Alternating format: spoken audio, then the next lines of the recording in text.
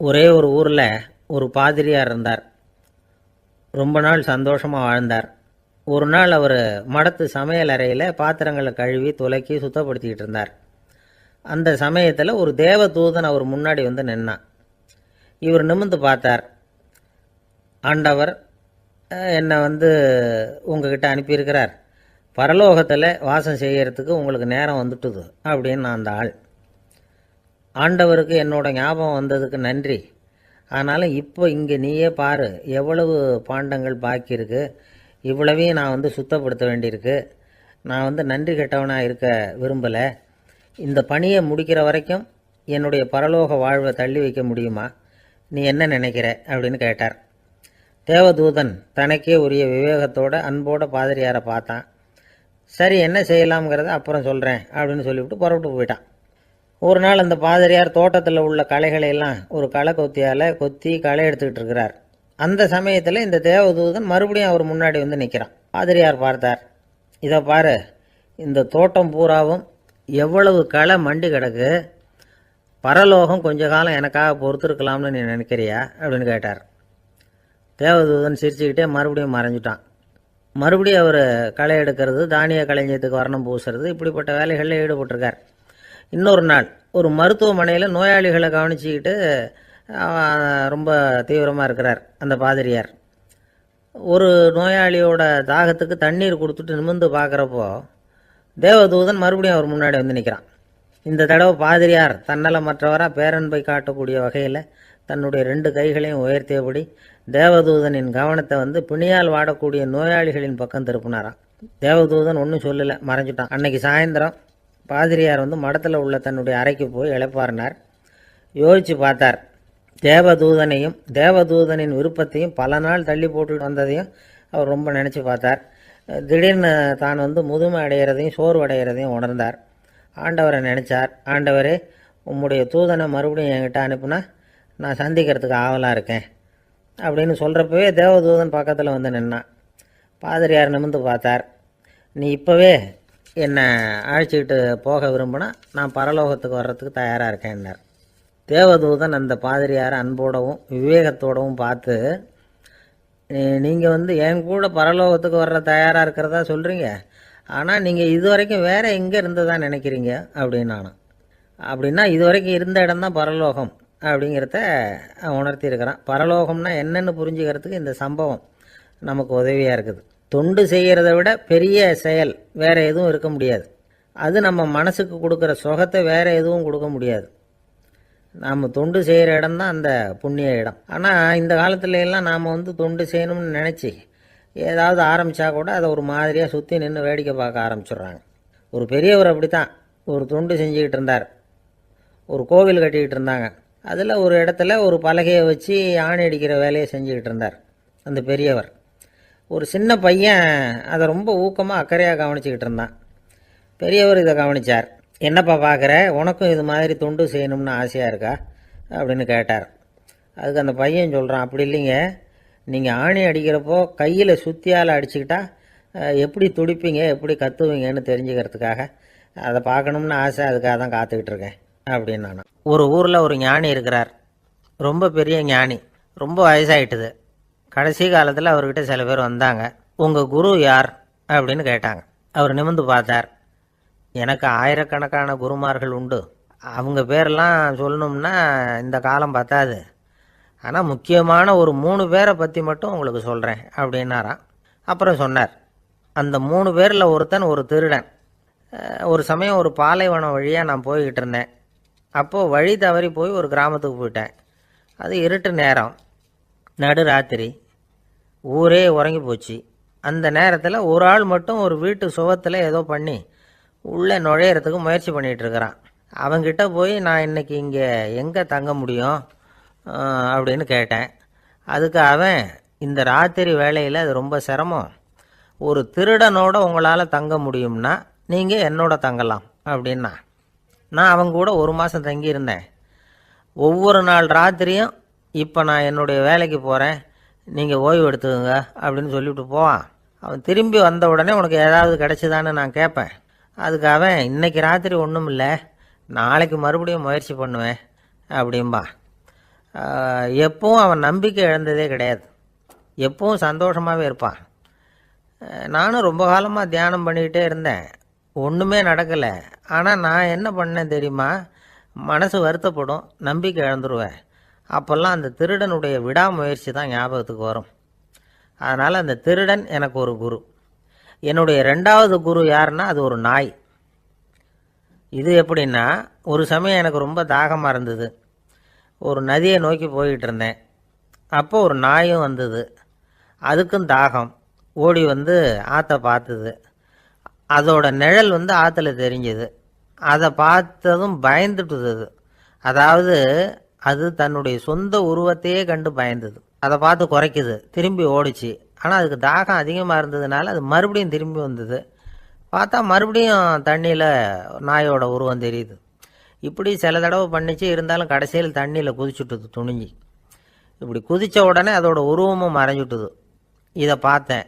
நான் என்ன புரிஞ்சுக்கிட்டேன்னா, எவ்வளவு தான் பயம் இருந்தால் கூட ஒருத்தன் தைரியமாக காரியத்தில் இறங்கணும் அப்படிங்கிறத புரிஞ்சுக்கிட்டேன். இந்த போதனை அந்த நாய்கிட்ட இருந்து எனக்கு கிடைச்சிது. இது ஒன்று. அடுத்தது என்னுடைய மூன்றாவது குரு யாருன்னா அது ஒரு சின்ன குழந்தை. நான் ஒரு சமயம் ஒரு நகரத்துக்கு போனேன். அங்கே ஒரு குழந்தை எரிகிற மெழுகுவத்தி ஒன்று எடுத்துக்கிட்டு வந்தது. நான் அந்த குழந்தைய பார்த்து வேடிக்கையாக கேட்டேன், ஏன் பாப்பா இந்த மெழுகுவத்தியை நீயாவே கொளுத்துனியா அப்படின்னு கேட்டேன். ஆமான்னுது அந்த குழந்தை. சரி, இந்த மெழுகுவத்தி முன்னாடி எரியாமல் இருந்தது, இப்போ எரியுது.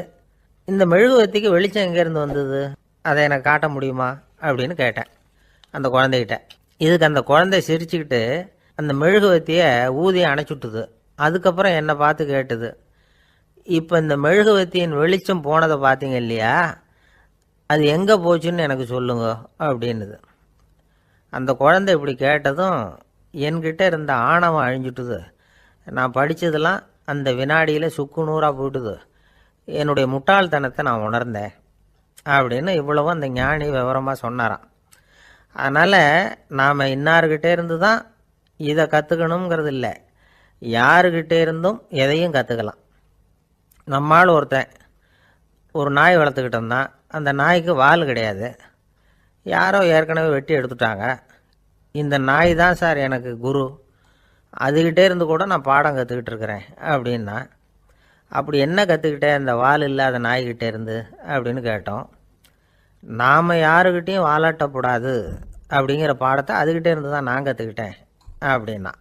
ஒருத்தர் சிகரெட்டும் கையுமா வந்தார். சார், இந்த புகைப்பிடிக்கிற பழக்கத்தை நிறுத்தி போடணும்னு தான் பார்க்குறேன், முடியலன்னார். புகைப்பிடிக்கிறத நிறுத்துறது ரொம்ப சுலபம் சார் அப்படின்னார் இன்னொருத்தர். எப்படி சொல்கிறீங்கன்னு கேட்டார் அவர். நான் கூட ஏற்கனவே 10 தடவை அந்த பழக்கத்தை நிறுத்தி இருக்கிறேன் சார் அப்படின்னார் இவர். இதிலேருந்து என்ன தெரியுது, புகைப்பழக்கத்தை திடீர்னு விட்டு விடுறதுங்கிறது ரொம்ப கஷ்டம்னு தெரியுது. இருந்தாலும் இது சம்பந்தமான ஆராய்ச்சி, அனுபவம், இது ரெண்டையும் அடிப்படையாக வச்சு சில வழிமுறைகளை சொல்கிறாங்க. அதாவது புகைப்பிடிக்கிறத நிறுத்துறதுக்கு 10 வழிகள் உண்டு அப்படின்னு சொல்கிறாங்க. அது என்னங்கிறது தெரிஞ்சுக்கிட்டா உபயோகப்படுதான்னு பார்க்கலாமே. முதல் கருத்து என்னன்னா, கொஞ்ச நாளைக்கு புகைப்பிடிக்கிற நண்பர்களை விட்டு விலகி இருக்கணும். இதனால் புகைப்பிடிக்கிற ஆசை குறையும், அந்த பழக்கத்தை மறுபடியும் ஆரம்பிக்கப்படாதுங்கிற எண்ணம் உறுதிப்படும். ரெண்டாவது கருத்து, புகைப்பிடிக்கிறதை எதிர்த்து தீவிரமாக பிரச்சாரம் செய்ய ஆரம்பிச்சிடணும். அது அடுத்தவங்களுக்கும் உபயோகப்படும், உங்களுக்கும் உபயோகப்படும். உங்கள் உள்ளுணர்வை அது தூண்டும், உங்களை உறுதி கொள்ள வைக்கும். மூன்றாவது கருத்து என்னென்னா, தினமும் 2 தடவை குளிக்கணும். எப்படி தெரியுமா, முதல்ல வெது வெதுப்பான தண்ணீர், அப்புறம் குளிர்ந்த தண்ணீர், இப்படி மாறி மாறி குளிக்கணுமா. நாலாவது கருத்து, உடற்பயிற்சிகள் செய்யணும். மூச்சு வாங்குற மாதிரியான பயிற்சிகள் ரொம்ப நல்லதான். பிராணாயாமம் அப்படிங்கிற மூச்சு பயிற்சி ரொம்ப நல்லதுங்கிறாங்க. அப்புறம் ஐந்தாவது கருத்து, சாப்பாடு மிதமாக இருக்கணும், சீராக இருக்கணும். பச்சை காய்கறிகள், பழங்கள் சாப்பாட்டில் சேர்த்துக்கலாம். அடிக்கடி கொஞ்சம் கொஞ்சமாக சாப்பிட்டு ரத்தத்தில் சர்க்கரையின் அளவை பராமரிக்கணும். இது நரம்புகளை அமைதிப்படுத்தும். ஆறாவது கருத்து என்னென்னா, ரொம்ப நேரம் பசியோடு இருக்கக்கூடாது. புகைப்பிடிக்கிறத நிறுத்த முயற்சி செய்யும் பொழுது எடை குறைப்பு நடவடிக்கைகளை மேற்கொள்ளக்கூடாது. ஏழாவது கருத்து, காப்பி, தேநீர், மதுபானம், அப்புறம் போதைப் பொருள்கள் கலந்த உணவுகள் இதெல்லாம் வேணாம். புகைப்பிடிக்கிறத அதெல்லாம் ஊக்கப்படுத்தும். கடுகு, மிளகு, அப்புறம் காரமான பொருள்களை தவிர்க்கணும். உப்பு அளவை குறைக்கணும். தினமும் 10 கோவள தண்ணீராவது குடிக்கணும். வெறும் தண்ணி புகைப்பிடிக்கிற ஆவலை வந்து தணிக்குதான். 8வது கருத்து, கையில் வந்து சிகரெட்டு புகையில் ஏதாவது இருந்தால் உடனே தூக்கி எறிஞ்சிருங்க. அது கையில் இருக்கிற வரைக்கும் புகைப்பிடிக்கிற ஆசை வந்துக்கிட்டே இருக்கும். 9வது கருத்து என்னென்னா, இறை நம்பிக்கை உள்ளவங்க புகைப்பிடிக்கிற எண்ணம் வர்றப்போவெல்லாம் பிரார்த்தனை செய்ய ஆரம்பிச்சுடலாம். 10வது கருத்து, உங்களுக்கு ரொம்பவும் வேண்டியவங்க யாரோ அவங்கக்கிட்ட எல்லாம் நீங்கள் புகைப்பிடிக்கிறத நிறுத்தி விட்டதாக சொல்லிவிடுங்க. இந்த 10 வழிகளையும் கடைபிடிக்க ஆரம்பிச்சுட்டா புகைப்பிடிக்கும் பழக்கத்தை நிறுத்தி விடலாம் அப்படின்னு சொல்கிறாங்க அனுபவப்பட்டவங்க. முயற்சி பண்ணி பார்க்கலாம். ஒரு முக்கியமான இடத்துல நின்றுக்கிட்டு இருந்தார் ஒருத்தர். அங்கே வந்த இன்னொருத்தர், ஏன் சார் இந்த இடத்துல சிகரெட் பிடிக்கலாமா அப்படின்னு அனுமதி கேட்டார். இந்த இடத்துல சிகரெட் பிடிக்கக்கூடாதுங்க அப்படின்னாரு இவர். நீங்கள் இப்படி சொல்கிறீங்க, ஆனால் இந்த இடத்துல கீழே நிறைய சிகரெட் துண்டுகள் கிடக்குதே, அவங்கெல்லாம் யார்? அவங்கெல்லாம் உங்கள் மாதிரி என்கிட்ட அனுமதி கேட்காதவங்க அப்படின்னாராம் இவர். இந்த உலகத்தில் எவ்வளவோ உயிரினங்கள் இருக்குது, ஒவ்வொன்றும் ஒவ்வொரு விதமாக சண்டை போடுது. இப்போ 2 மாடு சண்டை போட்டுக்குதுன்னு வச்சுங்க, என்ன பண்ணும்? 2 முட்டிக்கும். அதுக்கு சண்டை போடுறதுக்கு ஆயுதமாக உபயோகப்படுறது அதோட கொம்பு. 2 சேவல் சண்டை போட்டுக்குதுன்னு வச்சுங்க, அதுக்கு ஆயுதமாக உபயோகப்படுறது அதோட கால் நகம். காலால் தான் அது ஒன்றோட ஒன்று சண்டை போட்டுக்கும். ஆனால் 2 மனுஷன் சண்டை போட்டுக்கிறான்னு வச்சுங்க, இவன் இன்னதை தான் ஆயுதமாக உபயோகப்படுத்துவான்னு குறிப்பிட்டு சொல்ல முடியாது. கல்லை எடுப்பான், கத்தி எடுப்பான், துப்பாக்கி எடுப்பான், என்ன வேணாலும் பண்ணுவான். வாயால் திட்டுவான், கையால் அடிப்பான், காலால் உதைப்பான், சகலகலாக வல்லவன். விலங்குகள்லாம் பொதுவாக வந்து வாயை வந்து சாப்பிட்றதுக்கு மட்டும்தான் உபயோகப்படுத்துது. ஆனால் இவனுக்கு சாப்பிட்றதுக்கும் அதுதான், சாப்பிட்டு விட்டு திட்டுறதுக்கும் அதுதான். ஆனால் ஒரு விஷயத்தில் மட்டும் கெட்டிக்கிறேன். அதாவது நாம் சண்டை போட்டுக்கிட்டாலும் பரவாயில்லை, கோழிகள் சண்டை போடாமல் இருக்கணும் அப்படின்னு ஆசைப்படுறான். எதுக்காக? கோழிகள் சண்டை போடாமல் இருந்தால் நிறைய முட்டைகள் போடுமா, அதுக்காக தான் இந்த அக்கறை. கோழி பண்ணை வச்சுருக்கிறவங்களுக்கு இது ஒரு பெரிய பிரச்சனை. அதாவது பண்ணையில் இருக்கிற கோழிகளுக்குள்ளே அடிக்கடி சண்டை வந்துடும், அதனால் முட்டை உற்பத்தி குறைஞ்சிரும். சரி, இதுக்கு என்ன பண்ணுறது? பண்ணையில் போய் உட்காந்துக்கிட்டு தினமும் பஞ்சாயத்து பேசிகிட்டு இருக்க முடியுமா? அமெரிக்காவில் கோழி பண்ணை வச்சுருக்கிற ஒருத்தர் இதை பற்றி யோசனை பண்ணி பார்த்தாராம். ஒரு வழியையும் கண்டுபிடிச்சிருக்கார். கோழிக்கெல்லாம் மூக்கு கண்ணாடி மாட்டி விட்டுட்டோம்னா அது சண்டை போடுற குணம் குறைஞ்சிரும், முட்டை அதிகமாகிடும். அந்த கண்ணாடியில் உள்ள லென்ஸு சிவப்பு நிறத்தில் இருக்கணும், அவ்வளவுதான் அப்படின்னு அவர் கண்டுபிடிச்சாராம். இது ஏற்கனவே நடைமுறையில் கண்டுபிடிக்கப்பட்ட ஒரு விஷயம். ஆனால் எல்லா கோழிக்கும் சிவப்பு மூக்கு கண்ணாடி எப்படி மாட்டி விடுறது? அப்படியே மாட்டி விட்டாலும் அது நழுவாமல் இருக்கணுமே. இப்போ நாமெல்லாம் நடு விரலால் மூக்கு கண்ணாடி நடுவில் தொட்டு அப்படி ஸ்டைலாக சரி பண்ணிக்கிறோம், அது மாதிரி கோழி எப்படி சரி பண்ணிக்கும்? இதுதான் பிரச்சனை. இதுக்கு அவர் என்ன வழி கண்டுபிடிச்சாருன்னா, கோழிக்கெல்லாம் வந்து மூக்கு கண்ணாடிக்கு பதிலாக விழியொட்டு வில்லைகள், கான்டாக்ட் லென்ஸ், அதை பொருத்தி விட்டா என்ன அப்படின்னு யோசனை பண்ணார். அதே மாதிரி பண்ணார். அதே மாதிரி செஞ்சு பார்த்தார், வெற்றி. அதுக்கப்புறம் கோழியெல்லாம் சண்டை போட்டுக்கலையாம், சமாதான பிரியர்கள் ஆகிட்டு தான். கோழிகளுக்கு இயல்பாகவே சண்டை போடுற குணம் உண்டு. ஆனால் அதோட கண்ணுக்கு பார்க்குற பொருள்லாம் ரோஜா நிறத்துலையோ அல்லது இன்னும் சொல்லப்போனால் அழுத்தமான சிவப்பு நிறத்துலையோ தெரிஞ்சதுன்னா சண்டை போடுற குணம் குறைஞ்சிருதான். அந்த சமயத்தில் அது அதிகமாகவும் முட்டையிட ஆரம்பிச்சுடுதான். அதே நேரத்தில் இறை எடுக்கிறத கூட குறைச்சிக்குதான். இது ஏன் இப்படி பண்ணுதுங்கிறது விஞ்ஞானிகளுக்கு இன்னமும் புரியலையா. எப்படியோ அமெரிக்க கோழிகள்லாம் கான்டாக்ட் லென்ஸ் பொருத்திக்க ஆரம்பித்தாச்சு. கோழி கழுத்தை பிடிச்சிக்கிட்டு ஒரு சில வினாடிகளில் அதை பொருத்தி விட்றாங்களாம். கோழியோட ஆயுள் பூரா அது அப்படியே இருக்குமா. பண்ணையில் வந்து முட்டை உற்பத்தி குறைஞ்சா இது மாதிரி விஞ்ஞானபூர்வமாக பரிகாரம் தேடுறது தான் நல்லது. நமக்கு வேண்டியப்பட்ட ஒருத்தர், அவர் ஒரு கோழி பண்ணை வச்சுருந்தார். அந்த பண்ணையில் பாதி கோழி திடீர்னு செத்து போச்சு. உடனே ஒரு கால்நடை மருத்துவர்கிட்ட போக வேண்டியது தானே, அங்கே போகல. உள்ளூரில் மந்திரம் பண்ணிகிட்டு இருந்த ஒரு சாமியார்கிட்ட போனார். அவர் காலில் விழுந்தார். சாமி, என் பண்ணையில் பாதி கோழி செத்து போட்டுதுன்னார். சாமியார் யோசனை பண்ணார். சரி, பண்ணையில் வாசப்படி கிழக்கு பக்கமாக வச்சுருக்கியா மேற்கு பக்கமாக வச்சுருக்கியான்னு கேட்டார். கிழக்கு பக்கமாக இருக்குன்னார் அவர். அதுதான் தப்பு, மேற்கு பக்கமாக அதை மாற்று, சரியாக போடும்னாராம். அதே போல் இவர் போய் மாற்றிவிட்டார். அப்பவும் பாதி செத்து போச்சு. மறுபடியும் வந்து சொன்னார், சாமி மறுபடியும் பாதி கோழி செத்து போட்டுதேன்னார். சரி, கூரை எப்படி போட்டிருக்க, ஓடு போட்டிருக்கியா இல்லை கீத்து போட்டிருக்கியான்னார். ஓடு போட்டிருக்கேன்னாராம் அவர். அதுதான் தப்பு, கீத்து போட்டுரும், சரியாக போடும்னாராம். சரின்னு போய் அதையும் மாற்றி பார்த்தார். மறுபடியும் போயிட்டுது, கோழி செத்து போச்சு. வந்தார், மறுபடியும் பாதி செத்து போச்சு சாமின்னு வந்தார். இவரும் யோசனையை மாற்றி மாற்றி சொல்லிகிட்டே இருக்கிறார். இப்படி அவரும் மாற்றி மாற்றி பார்த்தார். 6வது தடவையாக அவரை தேடிட்டு வந்தார். அந்த சமயத்தில் இவர் ரொம்ப தீவிரமாக யோசனை பண்ணி பார்த்துட்டு, அது சரிப்பா, நீயும் என்கிட்ட சளைக்காமல் வந்துக்கிட்டு இருக்கிற, நானும் யோசனை சொல்லிகிட்டு இருக்கேன். இப்போவும் வந்து உங்ககிட்ட சொல்கிறதுக்கு என்கிட்ட யோசனை நிறையா இருக்குது, ஆனால் சோதிக்கிறதுக்கு உங்ககிட்ட கோழி இல்லையே, என்ன பண்ணுறது அப்படின்னாராம் இவர். ஒரு சீன தேசத்து அரசர் இருந்தார். அவருக்கு வயசாயிட்டுது. அவருக்கு அடுத்தபடியாக அவருடைய புள்ள பட்டத்துக்கு வரணும், ஆட்சி பொறுப்பை ஏற்றுக்கணும். ஒரு நல்ல தலைவனுக்கு இருக்க வேண்டிய பண்புகள்லாம் தன்னுடைய மகனுக்கு இருக்கணும்னு விரும்பினார் அந்த அரசர். அதனால் இளவரசனை பக்கத்தில் இருந்த ஒரு குரு கிட்ட அனுப்புனார். இளவரசன் அவர்கிட்ட போய் சேர்ந்தான். அந்த குரு என்ன பண்ணார் தெரியுமா? இவனை பார்த்து சொன்னார், இதை பாருப்பா, நீ என்ன பண்ணுற, இப்போவே பக்கத்தில் இருக்கிற காட்டுக்கு போ, நடுக்காட்டில் போய் ஒரு இடத்துல உட்காந்துக்கோ. அங்கே என்னென்ன சத்தம்லாம் உன் காதில் விழுதுன்னு கவனித்து கேளு. உன் காதில் விழுந்த ஓசைகள் என்னென்னங்கிறத என்கிட்ட வந்து சொல்லு, அதுதான் எனக்கு தெரியணும், உனக்கு வேலையும் அதுதான் அப்படின்னு சொல்லி அனுப்பி வச்சுட்டார். இளவரசன் காட்டுக்கு போனான். குரு சொன்னபடியே ஒரு இடத்துல உட்காந்து கவனித்து கேட்டான். அதுக்கப்புறம் குருக்கிட்ட திரும்பி வந்தான். என்னென்ன சத்தம்லாம் கேட்ட அப்படின்னு கேட்டார் குரு. குருவே, காட்டில் நான் பறவைகள் சத்தம்லாம் கேட்டேன், மிருகங்களின் ஓசையையும் கேட்டேன், இதை தவிர இடி மின்னல் மழை இதுகளோட சத்தத்தையும் கேட்டேன் அப்படின்னா. குரு யோசனை பண்ணார், நீ இன்னமும் சரியாக கேட்கல, அதனால் மறுபடியும் காட்டுக்கு போ, கொஞ்ச நாள் தங்கியிருந்து கேட்டுட்டு வா அப்படின்னார். இளவரசனுக்கு ஒன்றும் புரியல. இருந்தாலும் குருவின் கட்டளையாச்சே, மறுக்க முடியுமா? உடனே அவன் மறுபடியும் காட்டுக்கு போனான். ஒரு இடத்துல உட்காந்தான். கொஞ்ச நேரம் உன்னிப்பாக கவனித்து கேட்டான். சில நாள் கழித்து குருக்கிட்ட திரும்பி வந்தான். குருவே, இந்த தடவை சில துல்லியமான சத்தங்களை எல்லாம் கேட்டான்.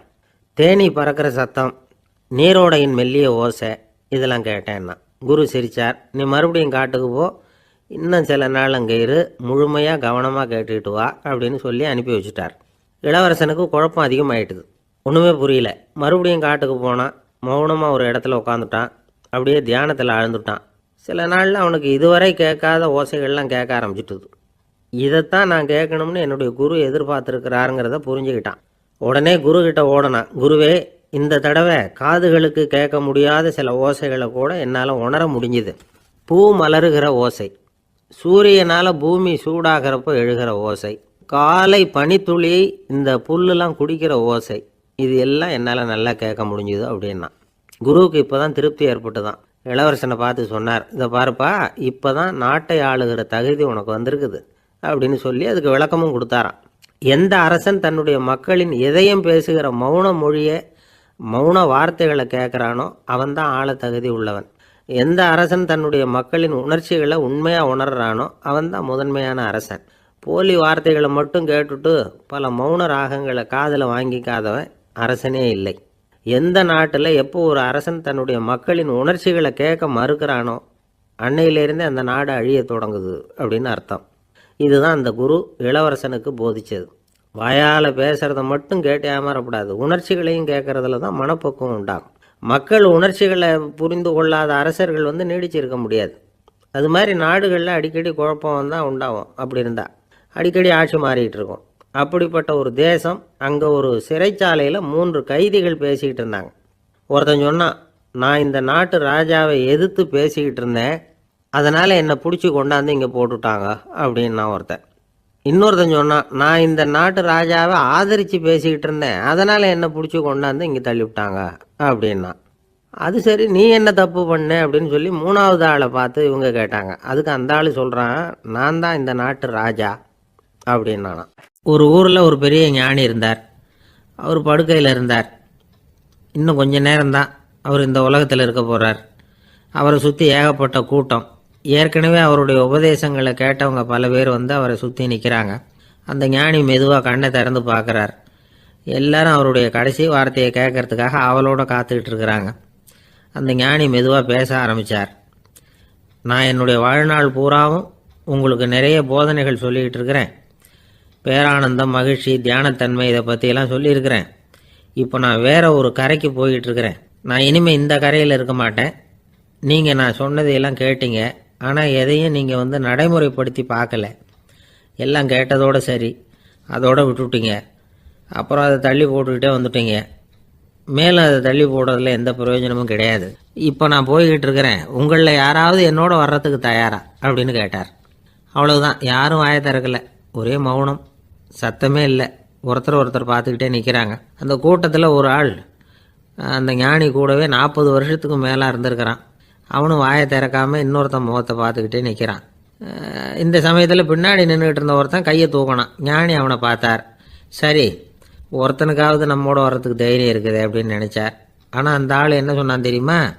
ஐயா, நீங்கள் கேட்குறப்போ நான் உடனே எழுந்திருக்கல, கையை மட்டும்தான் தூக்கினேன். என்ன காரணம்னா, நான் எப்படி அடுத்த கரைக்கு வந்து சேர்றதுங்கிறது தெரிஞ்சுக்கிறதுக்காக தான். அந்த விவரத்தை மட்டும் இப்போ உங்ககிட்ட இருந்து நான் தெரிஞ்சுக்க ஆசைப்பட்றேன். ஏன்னா இப்போ நான் உங்கள் கூட வர்றதுக்கு தயாராக இல்லை.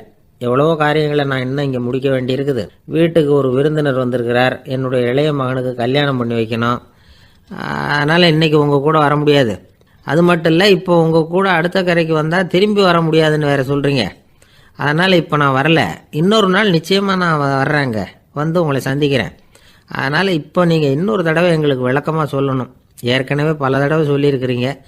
தயவு பண்ணி இப்போ ஒரு தடவை சொன்னீங்கன்னா சௌகரியமாக இருக்கும். அந்த அடுத்த கரையை அடையிறது எப்படி, இப்போ ஒரு தடவை அதை விளக்கமாக சொல்லிட்டிங்கன்னா நல்லா ஞாபகப்படுத்திக்குவேன். அது சரியான சமயம் வர்றப்போ இது எனக்கு உதவியாக இருக்கும் அப்படின்னு நானா. ஆனால் உண்மை என்ன தெரியுமா? அந்த சரியான சமயம் வரவே இல்லை அப்படிங்கிறது தான் உண்மை. இப்படி அந்த கதை முடியும். இந்த கதை அந்த ஒரு ஆளுக்கு மட்டும் இல்லை, கிட்டத்தட்ட எல்லாருக்குமே அது பொருந்தும் அப்படிங்கிறாங்க விவரம் தெரிஞ்சவங்க. எல்லாருமே அந்த சரியான தருணத்துக்காக தான் காத்துக்கிட்டு இருக்கிறாங்களாம். அதுக்காக ஜோசியம் பார்க்குறாங்க, கைரேகை பார்க்குறாங்க, நாளைக்கு என்ன நடக்குங்கிற ஆவலில் எல்லாரும் காத்துக்கிட்டு இருக்கிறாங்க. ஆனால் அந்த ஒரு நாள் ஒருபோதும் வரப்போகிறதில்ல. நீங்கள் தள்ளி போடுறதுக்காக பல அர்த்தமில்லாத காரணங்களை தேடுறீங்க அப்படிங்கிறார் ஒரு ஞானி. காத்திருக்கிறதுலேயே நம்ம காலம் ஓடி போயிடுது. ஏன்னா இன்றைக்கி நாம் சிந்திக்கிறது நாளைக்கு நாம் சிந்திக்கிறது இல்லை. ஒவ்வொரு நாளும் ஒவ்வொரு மாதிரி போயிடுது. நாளைக்கு மறுநாளை பற்றியே சிந்திக்கிறோம். இப்படியே அது பாட்டுக்கு போயிடும். கரையை தொட்டு பார்க்குறது எப்போ, இதுதான் கேள்வி. நமக்கு வேண்டியப்பட்ட ஒருத்தர் ஒரு ரயில்வே பிளாட்ஃபாரத்தில் நின்றுட்டு இருக்கிறார். அங்கே இருக்கிறவங்ககிட்ட கேட்குறாராம், விசாரிக்கிறார். ஏங்க கிழக்க போகிற ரயில் போயிட்டுதுங்களான்னாராம். போயிட்டுதுன்னு இருக்கிறாங்க. கொஞ்ச நேரம் கழித்து ஏங்க மேற்க போகிற ரயில் போயிட்டுதுங்களான்னு கேட்டிருக்காரு. போயிட்டுதுங்களான்ட்ருக்காங்க. அப்புறம் கொஞ்சம் நேரம் கழித்து மறுபடியும் ஏங்க 10:30 மணி வண்டி போயிட்டுதான்னு கேட்டிருக்காரு. தொடர்ந்து காலையிலேருந்து சாயந்தரம் வரைக்கும் இப்படி ஒரே இடத்துல நின்றுட்டு கேட்டுக்கிட்டே இருக்கிறார். இதை பார்த்துக்கிட்டு இருந்த ஒருத்தர் அவர்கிட்ட ஏங்க நீங்கள் எங்கே போகணும் அப்படின்னு கேட்டாராம். இவர் மெதுவாக சொன்னாராம், இந்த ரயில்வே லைனை தாண்டி அந்த பக்கம் போகணும் அப்படின்னாராம். ஒரு காடு, அங்கே புத்தர் அவர் பாட்டுக்கு நடந்து போய்கிட்டே இருக்கிறார். அவருக்கு பின்னாடி ஒரு குரங்கு, அதுவும் தொடர்ந்து வந்துக்கிட்டே இருக்குது. புத்தர் திரும்பி பார்த்தார். குரங்கு அப்படியே குதித்து உயர எழும்பி ஒரு கிளையில் போய் உக்காந்துது. ஏன் இப்படி பண்ணுறேன்னு கேட்டார் புத்தர். என்னை சாதாரணமாக நினைக்க வேணாம், நான் மகாமந்தி, என்னால் எல்லாம் முடியும், முடியாதுங்கிற வார்த்தையே என்னுடைய அகராதியில் கிடையாது, என்ன வேணும்னாலும் செய்வேன் அப்படின்னுது. அப்படின்னா ஒரு பந்தயம் வச்சுக்கலாமான்னார் இவர். வச்சுக்கலாமேன்னுது. வேற ஒன்றும் இல்லை, இப்போ நீ மேலே எழும்பி அந்த கிளையில் உட்காந்தது மாதிரி அங்கேருந்து தாவி என் உள்ளங்கையில் உட்காரணும், அவ்வளவுதான் அப்படின்னார். அப்படி உட்காந்துட்டா என்ன பரிசு அப்படின்னு கேட்டது. அது சொர்க்கத்தில் இருக்கிற மாமன்னன் மரகத சக்கரவர்த்தியை என்னோட இருக்கும்படியாக கூப்பிட்டுக்கிறேன். அந்த சமயத்தில் அவருடைய அரியணை அங்கே காலியாகிடும், நீ அதில் போய் உட்காந்துக்கலாம். பந்தயத்தில் தோத்துட்டா ஒரு கல்ப காலம் இந்த பூமியில் வாழ வேண்டியிருக்கும், அதுக்கு பிறகு தான் என்கிட்ட வர முடியும், என்ன சொல்கிற அப்படின்னார். குரங்குக்கு தாவறது ஒரு பெரிய காரியமா? இது எனக்கு ரொம்ப சாதாரண விஷயம், என்ன இப்போவே தாவட்டுமா அப்படின்னுது. சரின்னு சொல்லி உள்ளங்கையை நீட்டினார். அவருடைய கை தாமரை இலை அளவுக்கு அப்படியே விரிஞ்சுது. குரங்கு சௌகரியமாக உட்கார்றதுக்காக. குரங்கு தாவறதுக்கு தயாராச்சு. அதுக்கு முன்னாடி ஒரு சின்ன யோசனை. அதுக்கு இந்த கிளையிலேருந்து அந்த கைக்கு தாவறது எனக்கு ரொம்ப அற்பமான ஒரு வேலை, இது ரொம்ப சாதாரணம், என்னுடைய கௌரவத்துக்கு இது சரியாக இருக்காது. அதனால் நான் என்ன பண்ண போகிறேன்னா, இங்கேருந்து கிளையிலேருந்து அப்படியே உயர எழும்ப போகிறேன். எழும்பி மேல் உலகம் போய் அங்கே ஒரு சுற்றிவிட்டு அதுக்கப்புறம் அங்கேருந்து நேராக இந்த கையில் உட்கார போகிறேன் அப்படின்னு நினச்சிது.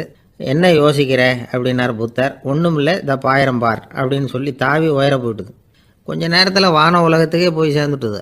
அங்கே போய் பார்த்தா அங்கே ஒரு 5 பளிங்கு தூண்கள் இளம் சிவப்பு நிறத்தில் நின்றுக்கிட்டு இருக்குது. குரங்கு நினச்சிக்கிட்டது, புத்தர்கிட்ட போய் இந்த பளிங்கு தூண்களை பார்த்தோம்னு சொன்னால் அப்படியே திகைச்சு போயிடுவார், இந்த தூணில் ஏதாவது அடையாளம் செஞ்சுட்டு போகணும் அப்படின்னு அந்த இடத்துல மிதந்துக்கிட்டே நினச்சிது. உடனே ஒரு தூணில் எழுதிச்சு. என்ன எழுதிச்சுன்னா, ஒரு மகா ஞானி இங்கே வந்துட்டு போகிறார் அப்படின்னு எழுதிச்சு. எழுதிவிட்டு அப்படியே கீழே தாவி புத்தரோட உள்ளங்கையில் உட்காந்துது. எப்படி பார்த்தீங்களா என்னுடைய வேலை? வான உலகத்துக்கே போய் அங்கே இருக்கிற 5 பளிங்கு தூண்களை பார்த்துட்டு அதில் நான் வந்த விவரத்தை எழுதி வச்சுட்டு அதுக்கப்புறம் இங்கே வந்திருக்கிறேன் அப்படின்னுது ரொம்ப பெருமையாக. அப்படியா அப்படின்னார் புத்தர்.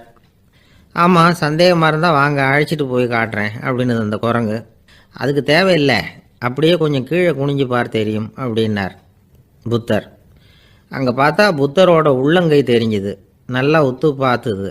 அவரோட ஒரு விரலில் அது எழுதிய வாசகம் தெரிஞ்சுது. குரங்கு யோசனை பண்ணிச்சு, அப்படின்னா வானத்தில் நான் பார்த்தது புத்தரோட விரல்களா அப்படின்னு யோசிச்சுது. இதை புரிஞ்சுக்கிட்ட உடனே அந்த குரங்கோட கர்வம் அழிஞ்சு போச்சான். நம்ம மனசு தான் இந்த குரங்கு. மனம்ங்கிறதும் ஆணவம்ங்கிறதும் ஒரு நாணயத்தின் 2 பக்கங்கள். மனம் உள்ளவரை ஆணவமும் இருக்கும். மனம் அழிஞ்சாதான் ஆணவம் அழியும். மனம் அழிய வேண்டும் அப்படின்னு பெரியவங்க சொல்கிறது இந்த அர்த்தத்தில் தான். நம்ம ஆளுங்க சவால் விடுறதெல்லாம் வேறு மாதிரி. ஒருத்தன் ஒரு வாய்க்காலை தாண்டுறேன்னு பந்தயம் கட்டி தாண்ட முடியாமல் வாய்க்காலில் விழுந்து காலை உடச்சிக்கிட்டு கட்டு போட்டுக்கிட்டு வந்தான். ஏன்டா அப்படின்னு கேட்டாங்க. நான் பந்தயம் கட்டின நேரம் சரியில்லை அப்படின்னா. எப்படிறான்னு கேட்டிருக்காங்க. வாய்க்காலில் தண்ணி இருக்கிற நேரமாக பார்த்து பந்தயம் கட்டியிருக்கணும் அப்படின்னா. ஒருத்தர் ரொம்ப கவலையோடு உட்காந்துருந்தார். எதை பற்றி சார் கவலைப்படுறீங்கன்னு கேட்டோம். எதிர்காலத்தை பற்றி கவலைப்படுறேன்னார். ஏன்னு கேட்டோம். என்ன பண்ணுறதுன்னே தெரியல சார், எதிர்காலம் ஒரே இருட்டாக இருக்குது, பாதையே புரியலன்னார். இன்றைக்கி நம்ம இளைஞர்கள் பல பேருக்கு எதிர்காலம் இருட்டாக தான் தெரியுது. அவங்கெல்லாம் இந்த கதையை கொஞ்சம் கேட்கணும். ஒரு மலை அடிவாரத்தில் ஒரு சின்ன கிராமம். அந்த மலை ரொம்ப உயரமானது. அடர்த்தியாக செடி கொடிகள் மரங்கள் அதில் மண்டி கிடக்குது. பகல் வேளையில் இருட்டாக தான் இருக்கும், அவ்வளோ அடர்த்தி. அந்த மலை உச்சியில் ஒரு கோவில். நாள் ராத்திரியே புறப்பட்டாதான் காலையில் அந்த கோயிலுக்கு போய் சேர முடியும். கிராமத்து இளைஞன் ஒருத்தன் அந்த மலை உச்சிக்கு போக வேண்டியிருந்தது. கையில் ஒரு விளக்கை எடுத்துக்கிட்டு நாள் ராத்திரியே புறப்பட்டான். புறப்பட்டு போனவன் கிராமத்து எல்லையிலேயே நின்றுட்டான். ஏன் தெரியுமா? அவன் கையில் இருந்த விளக்கோட வெளிச்சம் 10 அடி தூரத்துக்கு தான் தெரியுது. அது வரைக்கும் தான் பாதை தெளிவாக இருக்குது. அதுக்கு அப்பால எல்லாம் ஒரே இருட்டாக இருக்குது, பாதை புரியல. இவன் யோசனை பண்ணி பார்த்தான். மனசுக்குள்ள ஒரு சந்தேகம். 10 அடி தூரம் தானே வெளிச்சம் தெரியுது, அப்படின்னா நாம் 10 அடி தூரம் தானே போக முடியும். அதுக்கும் அந்தாண்ட ஒரே இருட்டாக இருக்குதே, அதில் எப்படி நாம் நடந்து போகிறது? நாம் ரொம்ப தூரம் நடந்து போய் ஆகணுமே. அப்படிப்பட்ட நினப்பெல்லாம் அவனுக்கு வந்துவிட்டது. இதுதான் அவன் மனசில் ஏற்பட்ட தயக்கம். இப்படி யோசிச்சுக்கிட்டே அந்த இளம் ஆசாமி புறப்பட்ட இடத்துலேயே நின்றுக்கிட்டு இருக்கிறான். அந்த சமயத்தில் ஒரு வயசான பெரியவர் அந்த பக்கமாக வந்தார். அவர் கையில் இதை விட சின்னதாக ஒரு விளக்கு வச்சுருந்தார். அது எப்படின்னா அது ஒரு 5 அடி தூரத்துக்கு தான் வெளிச்சம் காட்டுது. அவ்வளவு சின்ன விளக்கு. அவரும் மலை உச்சிக்கு போகிறதுக்காக தான் வந்துக்கிட்டு இருக்கிறார். அவரை பார்த்து இவன் கேட்டான், என்ன பெரியவரே, இவ்வளவு சின்ன விளக்கை வச்சுக்கிட்டு அவ்வளவு தூரத்துக்கு எப்படி மலையேற போகிறீங்க அப்படின்னு கேட்டான். நீ ஏன் இப்படி தயங்கிட்டே நிற்கிறேன்னு கேட்டார் பெரியவர். என்கிட்ட இருக்கிற விளக்கு 10 அடி தூரத்துக்கு தான் பாதையை காட்டுதுன்னா. இப்போ பெரியவர் சொன்னார், தம்பி, உன் கையில் இருக்கிற விளக்கு கொடுக்குற வெளிச்சத்தை வச்சு நீ முதல்ல 10 அடி தூரம் முன்னாடி போ. 10வது அடியில் போய் நின்றுக்கிட்டு பாரு. மறுபடியும் ஒரு 10 அடி தூரத்துக்கு பாதை தெரியும். இப்படி உன் கையில் இருக்கிற விளக்கு தொடர்ந்து வெளிச்சம் காட்டிக்கிட்டே இருக்கும். நீ முன்னேற முன்னேற அந்த வெளிச்சமும் முன்னேறும். அதனால் எத்தனை கிலோமீட்டர் தூரம் வேணும்னாலும் நீ இந்த 10 அடி தூரம் வெளிச்சத்தை வச்சுக்கிட்டே நீ போயிடலாம், புறப்படு அப்படின்னார். இப்போ தான் அந்த பெரியவர் சொன்னது இளைஞனுக்கு பளிச்சுன்னு புரிஞ்சுதான். உடனே உற்சாகமாக புறப்பட்டான், உச்சிக்கு போய் சேர்ந்தான். இந்த கதையிலேருந்து நாம் புரிஞ்சிக்க வேண்டியது என்ன தெரியுமா? நீண்ட கால திட்டம் ஒன்று போடும் பொழுது நமக்கு முன்னாடி இருக்கிறத மறந்துட்டு மனசை போட்டு குழப்பிக்க கூடாது. உங்கள் கையில் என்ன இருக்கோ அதுலேயே உங்கள் எதிர்காலம் மறைஞ்சிருக்குது. கண் முன்னாடி தெரியறத வச்சு ஆரம்பிங்க, போக போக வழி தானாக புலப்படும் அப்படிங்கிறார் ஒரு பெரியவர். பெரிய பயணங்களையெல்லாம் இப்படி தான் நடத்த வேண்டியிருக்கும். ஒவ்வொரு அடியாக எடுத்து வச்சா ஓடி போய் சேர்ந்து விடலாம். மலைச்சி போய் நின்றுட்டா நின்றுக்கிட்டே இருக்க வேண்டியது தான். நம்ம ஆள்லாம் ரொம்ப மோசமான இருக்கிறாங்க. ஒருத்தன் அப்படி தான் நீண்ட தூர பிரயாணம் ஒன்று புறப்பட்டான். ரயில் போய்கிட்டே இருந்தது. கொஞ்சம் தூரம் போச்சு, பாதி வழியில் கையில் வச்சுருந்த டிக்கெட்டை காற்றுல விட்டுட்டான். ஐயோ, என் டிக்கெட்டு போயிட்டுதே அப்படின்னு கத்த ஆரம்பிச்சுட்டான். பக்கத்தில் இருந்த பெரியவர் அவனை பார்த்து பரிதாபப்பட்டு, கவலைப்படாத தம்பி, போனால் போகுது, வேறு டிக்கெட் வாங்கிக்கலாம் அப்படின்னு ஆறுதல் சொன்னார். அதுக்கு அவன் சொல்கிறான், சார், நான் அதுக்காக அழலை, அந்த டிக்கெட்டு கிடைச்சாதானே நான் எந்த ஊருக்கு போகணுங்கிறது எனக்கு தெரியும் அப்படிங்கிறான்.